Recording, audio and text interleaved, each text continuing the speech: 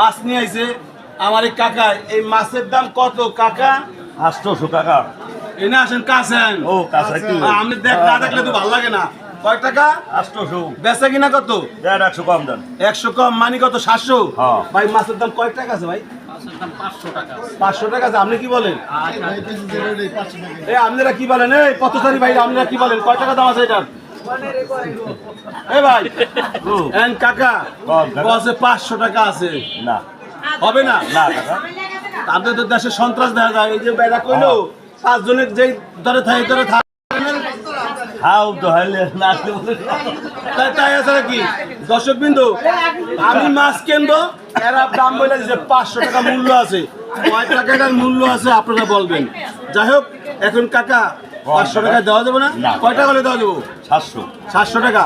ভাই এই মাছের দাম কি ঠিক আছে? আমরা বলেন 500 টাকা বলে দেয় ঠিক আছে? বেশি হয় না? যদি তোমার দরকার হয় হ্যাঁ, তাহলে 50 টাকা বাড়ায় 50 টাকা বাড়ায়া। কাকা কি কয়?